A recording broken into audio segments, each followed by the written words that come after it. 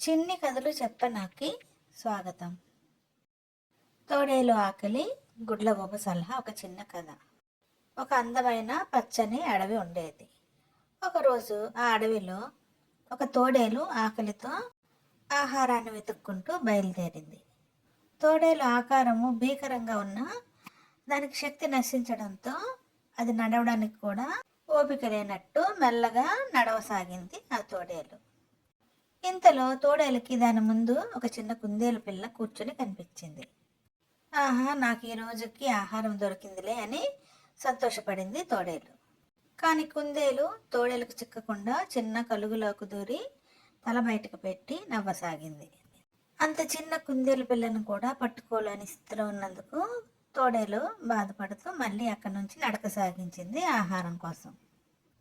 తోడేలుకి దారిలో చిన్న నీటి గుంట దగ్గర నీళ్లు తాగుతున్న జింక పిల్ల కనిపించింది. జింక పిల్లను చూడగానే తోడేలుకి మరింత ఆకలి ఎక్కువై శబ్దం చేస్తూ జింక పిల్ల మీదకి గెంతబోయింది తోడేలు. ఆ శబ్దానికి జింక పిల్ల తోడేలను పసిగట్టి అక్కడి నుంచి పరిగెత్తడం ప్రారంభించింది. చెంగు చెంగును గెంతుతున్న జింక పిల్లని అందుకోలేకపోయింది తోడేలు. మళ్ళీ ఉస్సూరమంటూ ఆహారాన్ని కోల్పోయింది తోడేలు. ఇక్కడ ఇలా కుదరదనుకుంది తోడేలు.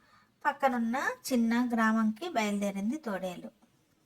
గ్రామానికి చివర ఉన్న ఇంటి ముందు బోలెడని కోళ్లు కనిపించాయి తోడేలుకి నోట్లో నీళ్లు ఊరసాగాయి.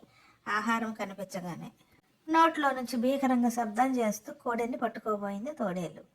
ఆ శబ్దానికి అక్కడే ఇంట్లో ఉన్న ఆ ఇంటి యజమాని బయటకు వచ్చాడు పెద్ద కర్ర తీసుకొని. ఆ కర్రతో తోడేలుని చితకబాదాడు.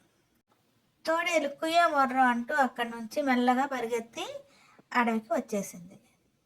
అడవిలో ఒక చెట్టు కింద మూలుగుతూ పడుకుంది తోడేలు నీరసంగా అలా చెట్టు కింద పడుకోవడం చూసింది ఆ చెట్టు మీద ఉన్న ఒక గుడ్లగూబ నీరసంగా ఉన్న తోడేలు ప్రశ్నించింది సంగతి ఏమిటని. అందుకు నీరసంగా సమాధానం ఇచ్చింది తోడేలు తన అవస్థని, తన పరిస్థితిని. అది విన్న గుడ్లగూబ తోడేలుకు ఒక సలహా ఇచ్చింది. నువ్వు అంత శబ్దాలు చేస్తూ ఆహారం పట్టుకోబోతే అవి నీకు ఎలా అందుతాయి? నిశ్శబ్దంగా యుక్తిగా ఆహారాన్ని సంపాదించుకోవాలని గుడ్లగూబ సలహా ఇచ్చింది తోడేలుకి.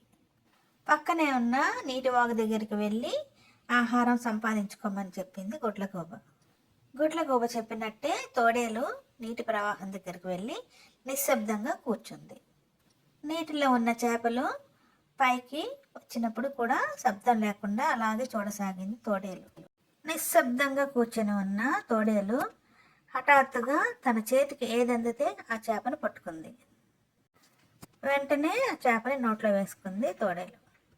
ఇలా తన కడుపు నిండేంతవరకు అక్కడే ఉండి తిరిగి చెట్టు దగ్గరికి వచ్చింది తోడేలు. గుడ్లగూబ ఇచ్చిన సలహాతో దాని కడుపు నిండి ఆహారం దొరికి చెట్టు కింద సేద తీరింది తోడేలు. రోజు ఇలాగే తన శక్తి మేరకు ఆహారాన్ని సంపాదించుకోసాగింది తోడేలు.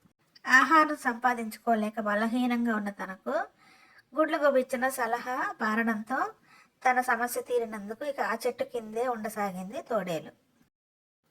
ఇలాంటి చిన్ని కథల కోసం do like, share and subscribe my channel. చిన్ని కథలు చెప్పనా.